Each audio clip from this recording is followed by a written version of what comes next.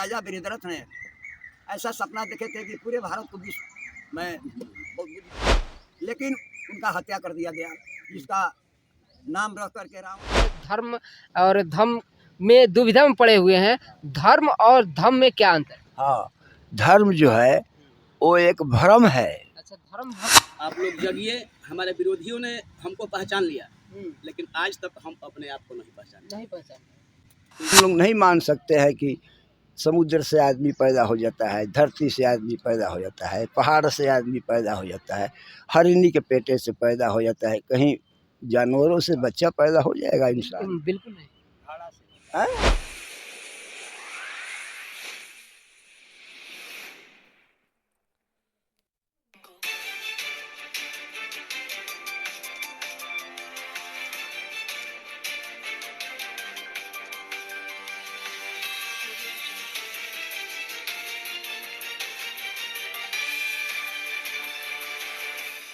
देख रहे हैं सोशल मीडिया और आपके साथ मैं हूँ बैजनासी, और आज हम बिहार के बक्सर जिले के जो है आज सरैया में मौजूद हूँ। और इस बीच जो है हमारे साथ कुछ शख्स ऐसे हैं जो बर स्वागत समारोह रोहित कुमार का आज सरैया में हुआ। जो पंकज कुमार मेहता जी जो वर्तमान मुखिया है वायना पंचायत के, उनके सुपुत्र रोहित कुमार का बर स्वागत समारोह। आइए हम तमाम लोगों से बात करते हैं कि यह बर स्वागत जो है बौद्ध धर्म से हुआ और बौद्ध धर्म में क्या खासियत है और यहाँ कहाँ से आए हैं। सबसे पहले स्वागत है हमारे चैनल के साथ। कैसे कहाँ से?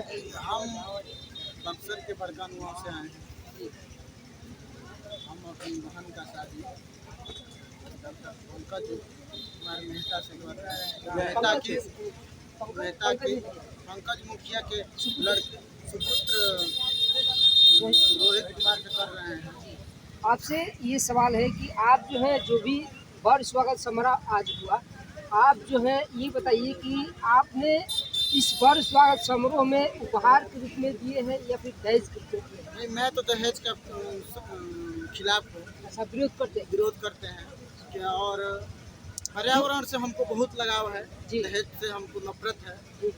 मैंने अपना जब इनविटेशन कार्ड छपवाया था तो मैंने स्लोगन दिया था कार्ड वाले को, लेकिन एक स्लोगन नहीं डाला है। लेकिन एक स्लोगन मेरे कार्ड के ऊपर ही होगा कि आओ हम सब मिलकर पेड़ लगाएं। सांसें हो रही है कम, आओ हम लोग मिलकर पेड़ लगाएं।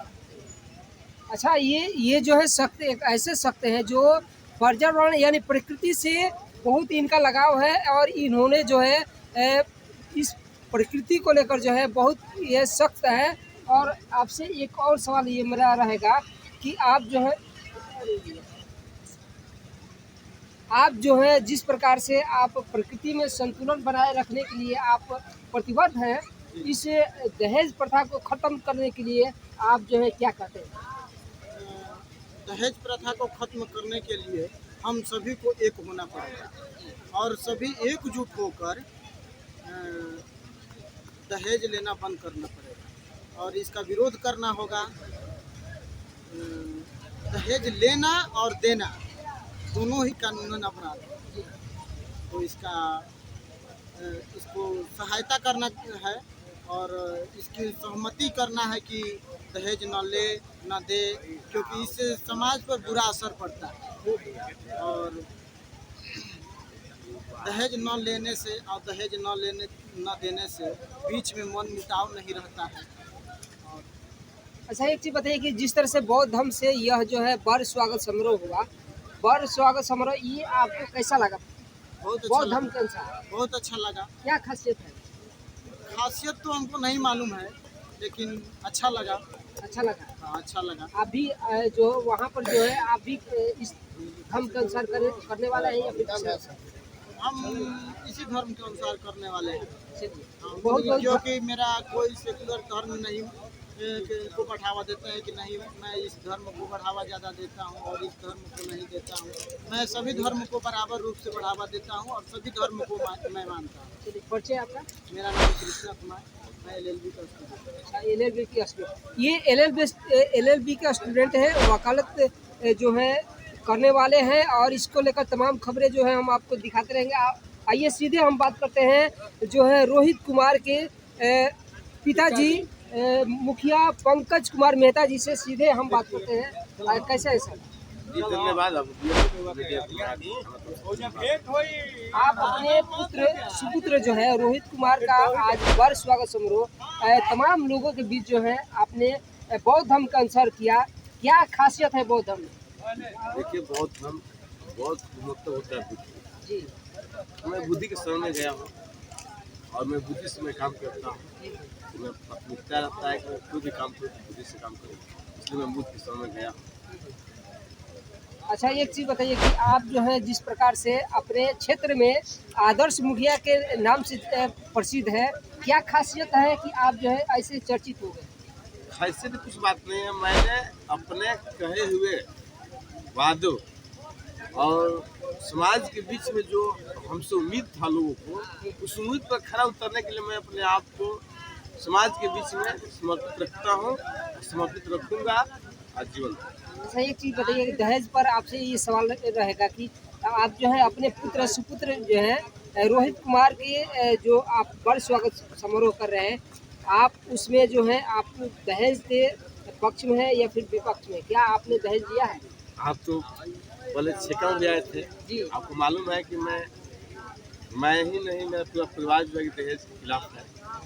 और उस समय भी मैं बैठ लिए थे आप, और लड़की पक्ष वालों से बैठ लिए थे आप कहीं से पता लगा लीजिएगा कि मैं दहेज के खिलाफ हूँ क्या समय दहेज।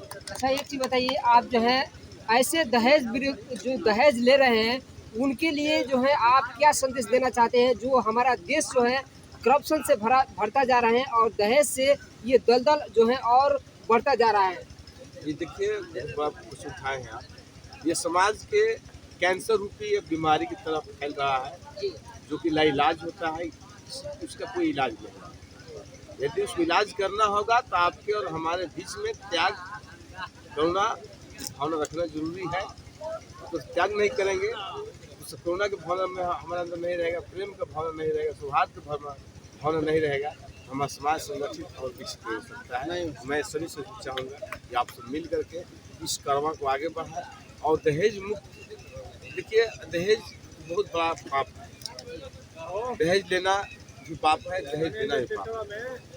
और मैं अपना पुत्र, मेरा 3 बेटा है, पहला बेटा की शादी कर रहा हूँ। मैं आपसे भी वादा कर रहा हूँ कोई भी ऐसा कोई बच्ची होगी, मैं सेकंड बच्चा मेरा राहुल कुमार मेहता है, मैं अभी भी आपसे कह रहा हूँ कि मैं फ्री ऑफ कॉस्ट, मुझे कोई दहेज की आवश्यकता नहीं है। मुझे सुंदर सुशील बहू चाहिए, संस्कारिक बहू चाहिए, संस्कार अच्छा परिवार से बिलोंग करती हूँ, मुझे वही बहू ही हमारे लिए संपत्ति है, उससे बड़ा कोई संपत्ति नहीं। चलिए, जो है जिस प्रकार से पंकज कुमार मेहता जी ने आप जो बीएन मीडिया के सामने जो है ऐलान करके कह रहे हैं कि जो है हमें किसी प्रकार की दहेज की जरूरत नहीं है। सबसे बड़ी खबरों के साथ जो है हम आपको बता रहे हैं कि जिस तरह से लेटेस्ट इन्होंने अपने मुखार बिंदु से कहा कि ऐसे जो लोग जो है दहेज ले रहे हैं या फिर दे रहे हैं कानूनन अपराध है। ऐसे जो लोग जो है समाज के देश के लिए बाधक हैं। और आपसे अंतिम सवाल रहेगा कि जिस प्रकार से बौद्ध धर्म को जो है लोग स्वीकार धीरे धीरे बढ़ावा हो रहा है, क्या खासियत है बौद्ध धर्म में? देखिए खासियत की बात नहीं है, आपको मालूम हो गया नहीं हो, मैं बता रहा हूँ। भारत में करीब 1200 साल, जी 100-200 साल नहीं, 1200 साल गौतम बुद्ध का बौद्ध धर्म ही स्थापित था। जो मेरे देश के पूरब में था देश, वो पश्चिम तरफ पैर नहीं करता था। जो मेरे देश के दक्षिण में था वो उत्तर तरफ पैर नहीं करता था। जो पश्चिम में था वो पूर्व तरफ पैर नहीं करता था। जो उत्तर में था दक्षिण पर। जानते क्यों? क्योंकि ये गुरु का देश है। पूरा दुनिया जो है, भारत को छोड़ कर मैं कह रहा हूँ, पूरा दुनिया जो है भारत को स्वर्ग की दृष्टि देखता है। लेकिन सर मुझे और दुख कब होता है जब भारत में रहने वाले लोग स्वर्ग को आसमान में देखते हैं। ये दुर्भाग्य की बात है। मैं चाहूँगा शिक्षित बनिए, संगठित रखिए। चलिए, आपसे चलते चलते जो है एक और सवाल जो है पूरी दुनिया में अभी फैल रहा है। जिस तरह से अभी बोध गया की धरती जो है अंतर्राष्ट्रीय स्तर की धरती बन चुकी है, जहां पर अभी जो है महाबोधि महाविहार को लेकर जो है अभी वहां पर धरना प्रदर्शन चल रहा है। बौद्ध धर्म के नाते जो है आपसे एक सवाल रहेगा कि वो जो है 1949 एक्ट जो है BT एक्ट 1949 कब तक जो है ये निरस्त हो सकता है? देखिए जब तक से मनुवादियों की सरकार रहेगा तब तक निरस्त नहीं हो सकता। जब तक समाजवादी विचारधारा का हमारे देश में सरकार चलेगा तो खत्म नहीं हो सकता है।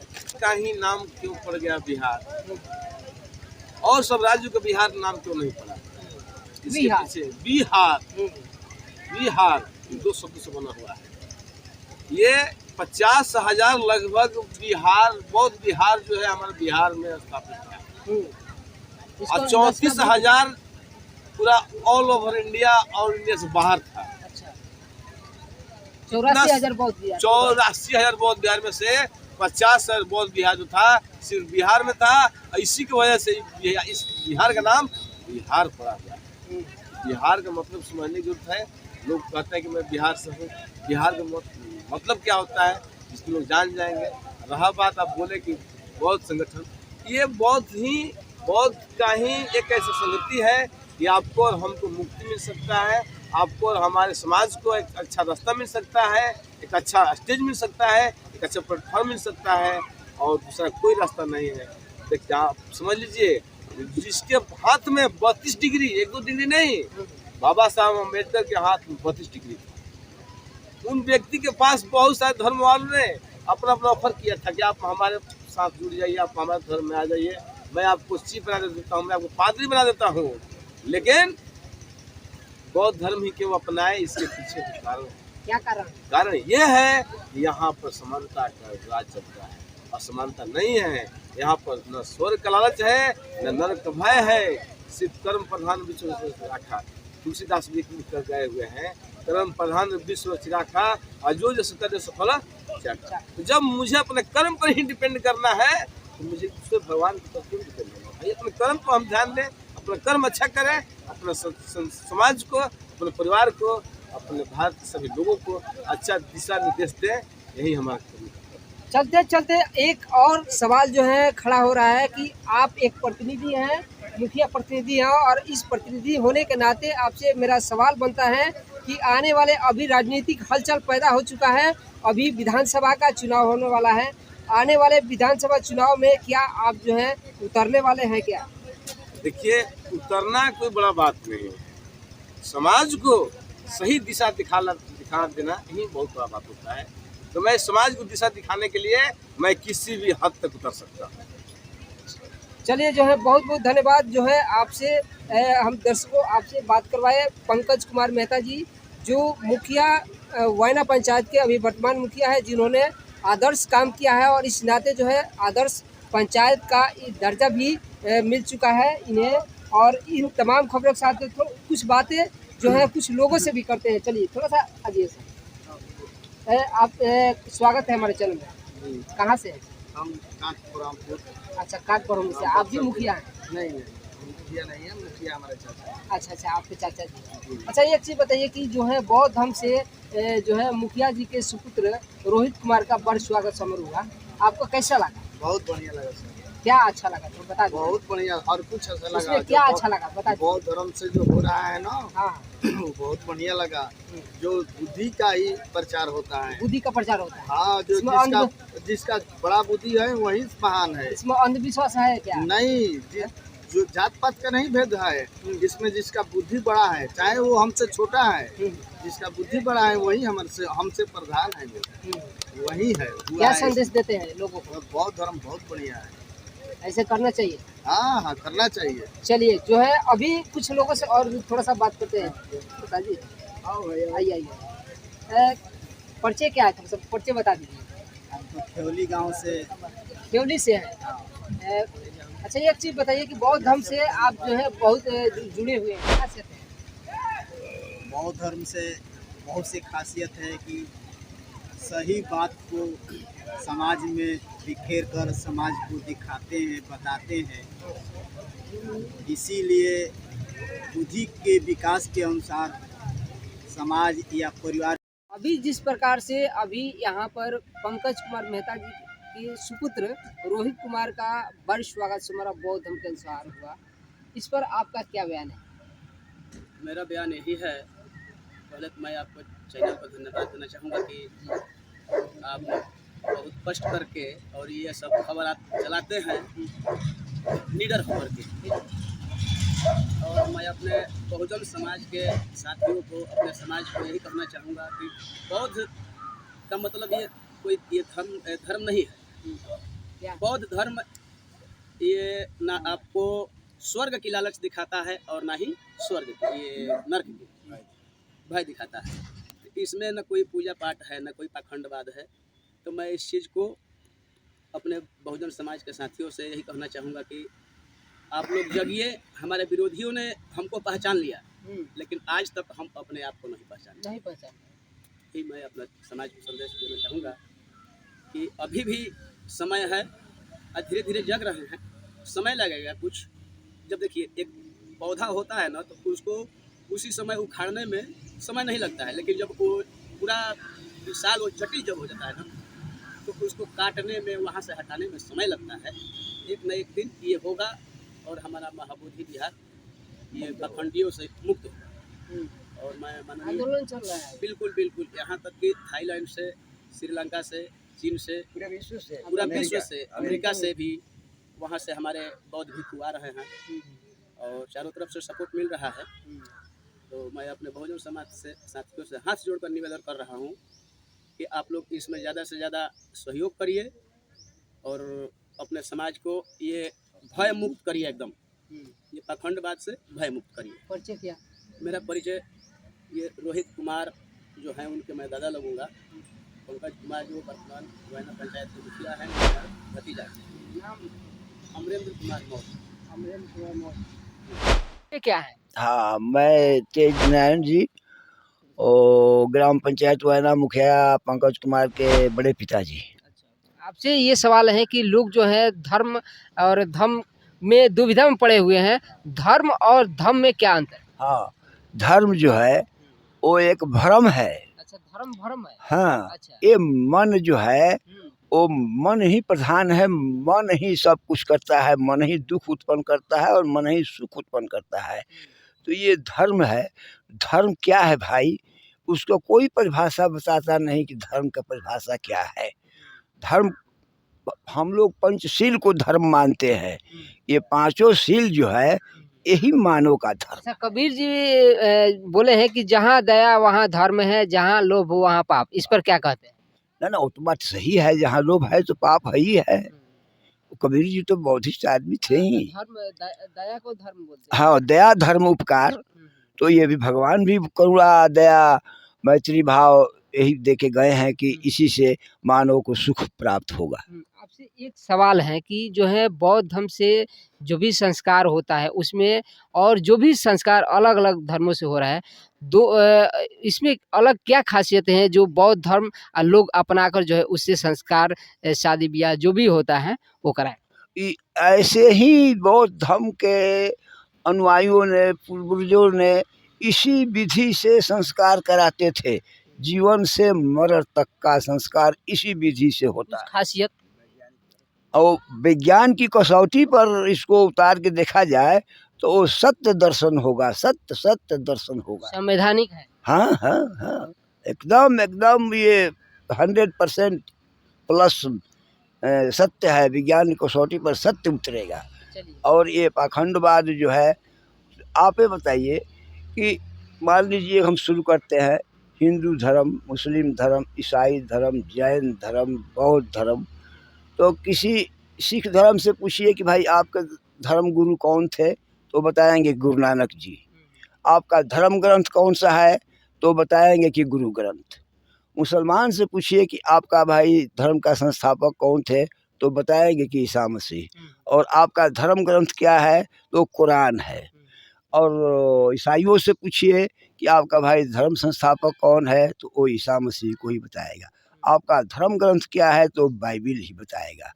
और बौद्धों से पूछिए कि आपके धर्म के संस्थापक कौन थे, तो सब लोग बताएंगे कि तथागत गौतम बुद्ध। आपका धर्म ग्रंथ क्या है, तो त्रिपिटक। और हिंदू धर्म से पूछिए कि आपके धर्म के संस्थापक कौन है, तो कोई कृष्ण को बताएंगे, कोई ब्रह्मा को बताएंगे, तो कोई विष्णु को बताएंगे। मतलब उसका सही मार्ग नहीं मिलता है। जितने विचार है कोई नहीं बताएगा। धर्म ग्रंथ क्या है, तो कोई कहेगा रामायण है, तो कोई महाभारत है, तो कोई कुछ कहेगा हाँ गीता है, कोई मतलब यही है। यही है इसमें। तो जहाँ सत्य है वहाँ सत्य है, जहाँ गलत है वो गलत है। तो अब गलत को हम लोग भाई स्वीकार नहीं कर सकते हैं। हम लोग नहीं मान सकते हैं कि समुद्र से आदमी पैदा हो जाता है, धरती से आदमी पैदा हो जाता है, पहाड़ से आदमी पैदा हो जाता है, हरिणी के पेटे से पैदा हो जाता है, कहीं जानवरों से बच्चा पैदा हो जाएगा इंसान? बिल्कुल नहीं। हाँ हाँ, दोना से घड़ा से, ये सब मानने जो बात है नहीं नहीं, ये हम लोग को गले नहीं उतरता भाई। और जो चीज़ विज्ञान की कसौटी पर सही नहीं उतरता है उसको हम लोग सिरे से खारिज करते हैं बहुजन। जी जी। चलिए, जिस प्रकार से इन्होंने बताया कि जो है ये पूर्णतः जो है संवैधानिक है, पंचशील पर आधारित जिस तरह से संविधान लिखा गया है, बाबा साहब डॉक्टर बी.आर. अम्बेडकर ने संविधान लिखा है, उसमें पिरोया है, पंचशील को पिरोया है। और जो पंचशील के तहत जो है जो गलत काम करेगा उसको दंड जरूर मिलेगा। ये पूर्णतः संवैधानिक बौद्ध धर्म से जो भी संस्कार होते हैं उसमें पिरोया गया है। बेटी वाला अपने बेटी का जीवन साथी जिसको चुना है तो उसको तो भाई आदर देना है ना। तो हम लोगों में वर्षमान संस्कार होता है। विश्व गुरु तथागत गौतम बुद्ध की उपस्थिति, अपने पूर्वज विश्व विजेता सम्राट अशोक महान, इनको उपस्थित वहाँ करा करके स्टैचू के द्वारा, और जो भी हम लोग संस्कार कराते हैं, प्रतिज्ञा समर्पण का काम करते हैं, ये बौद्धों की रीति है। भंते जी, आपसे जानना चाहेंगे कि जिस तरह से भारत जो है पूरे पहले बौद्धमय था, लेकिन जो है आज जिस प्रकार का प्रवेश दिख रहा है, इस पर क्या कहेंगे? देखिए, हमारे राजा सुधोधन ने, हमारे राजा बृहद्रथ ने ऐसा सपना देखे थे कि पूरे भारत को विश्व मैं बुद्धमय बनाऊंगा, लेकिन उनका हत्या कर दिया गया, जिसका नाम रख करके रावण कहा गया। 10 पुरुष शासन करने वाला ये मौर्य वंश, जिसको रावण कहा गया है, 10 पुरुष शासन किया है हमारा मौर्य वंश को ही रावण कहा गया। हाँ, इन्हीं को रावण कहा गया है। 10 हारा, यानी 10 पुरुष शासन करने वाला आज हार गया। 10 राजाओं हाँ, को हराया, 10 राजाओं को हराया और 10 सिर बना लिया। 10 सिर, बताइए आप ही विचार कीजिए, क्या 10 सिर इस इंसान का होता है? ये समझने वाली बात है। तो 10 राजाओं को, 10 बौद्धिस्ट राजाओं को, हमारे पूर्वजों को उन्होंने हराने का काम किया। इसका नाम 10 दशानन कहा है, 10 वाला कहा है। तो एक चीज बताइए कि अभी जो है जिस तरह से हम और धर्म में क्या अंतर है?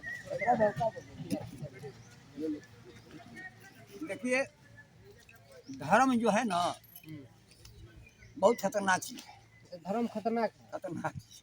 अच्छा, कैसे? धर्म के भरम में पड़ेगा अपना।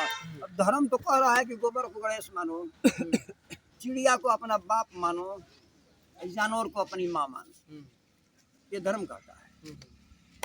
और धर्म जो है, हम वो प्राकृतिक नेचुरल है। अच्छा, वो नेचुरल है, प्राकृतिक है, वो दिखाई देता है। भगवान बुद्ध ने बताया है धर्म के बारे में, तो ये प्राकृतिक है, इसको हम लोग धरती, सूरज, हवा, पानी इसी रूप में देखते हैं, यही धर्म कहलाता है। तो धर्म के मुताबिक इंसान ने चलने के, यदि अपने आप को चलाएगा धर्म के मुताबिक अपने आप को, तो उसका सदा विजय ही होगा और मंगल ही होगा। धर्म के विरोध में यदि वो कार्य करता है तो बहुत बड़ा घाटा होगा और मारा भी जा सकता है। इसलिए भगवान बुद्ध ने धर्म पथ पर चलने के लिए आह्वान किया है। जो व्यक्ति धर्म के मुताबिक अपना जीवन यापन करेगा, उसका सदा मंगल ही मंगल होगा, कल्याण ही होगा। अच्छा भंते जी, जो है जिस प्रकार से अभी जिस तरह से जो चीज़ जमीन में गड़ा हुआ था वो जो नीचे उभर रहा है, दिखाई अब दे रहा है, इसका श्रेय जो है किसको दे रहा है? देखिए, इसका श्रेय तो पूरे हम अपने बहुजन समाज को दे रहे हैं।